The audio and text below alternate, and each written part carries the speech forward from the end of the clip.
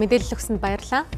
За улсын хурал дахь арчилсан намын бүлэг өнөөдөр хаалттай уралдаж засгийн газраас ойрын өдрүүдэд улсын хурлаар хэлэлцүүлэхээр зүтгүүлж байгаа биржийн тухай хууль, агаарын хөлгийн түвш нийлүүлэх тухай Оросын холбооны улсын засгийн газартай хэлэлцээр болоод Евразийн худалдааны гэрээ зэргийг дэмжихгүй гэсэн нэгдсэн байр суурьнд хүрсэн гэлээ. Түүнчлэн эдгээр асуудлыг засгийн газар улсын хуралд оруулахдаа арчилсан намын гих тодтголтой сайднараар дамжуулж байгаа нь улс төрийн зорилготой үйл ажиллагаа хэмээн үзэж байгаагаа илэрхийлжээ.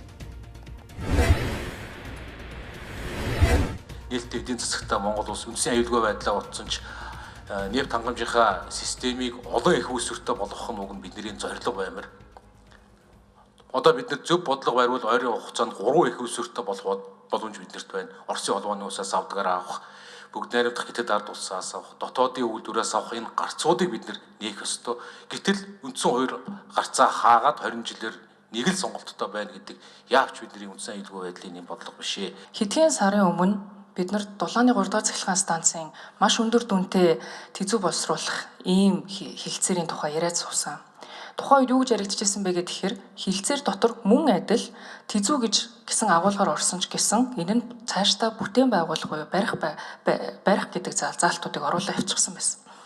Улсын хурлын гишүүд энийг солио бид нар ингэ өөрчлөх ёстой гэж хэлсэн ч гэсэн байнгын ороодууд дээр дэмжигдсэн гэдэг зүйл заалтаараа зөвшөлдсөөр явсан гэж засгийн газраар ямар ч зүйл заалт нь өөрчлөгдөхгүйгээр батлагдаад явчихсан юм аа.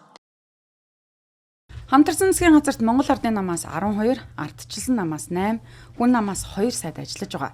За гэтэл агаарын хөлгийн шатхуунтай холбоотой хэлэлцээр биржийн тухай хуулийн төслийг аж үйлдвэр эрдэс баялагын сайд Туван, за Евразийн худалдааны гэрээ байгуулах асуудлыгч ардчилсан намын дарга, за эдийн засгийн хөгжлийн сайд Ган Төмөр нар хариуцаж байгаа юм аа. За энэ нь хоёр эрдэнэ засгийн газар өөрсдийн сайд нарыг хамгаалж үлдэж, ардчилсан намын сайд нарыг урдаа харж байгаа асуудал бөгөөд за цаашид ардчилсан намын бүлэг нухацтай эдгээр асуудлыг хэлцэх болсон гэдгээ хэлсэн юм аа. Одоо үндсэндээ дараа нь аливаа асуудлаар гавьяа гарвал өнөөгийн эрх баригчид авнаа. Гайтай шийдвэр гарвал ардчилсан намдаар наана гэдэг ийм бодлого яваад байгаа юм биш үсттэй. Зөвхөн саяны асуудлыг би бас хэлснийг давтаад хэлэхэд яагаад зам тээврийн сайд энэ асуудлыг хариуцдаг юм бэ? Яагаад гадаад харилцааны сайд энэ дээр байр сууриа илэрхийлдэг юм бэ?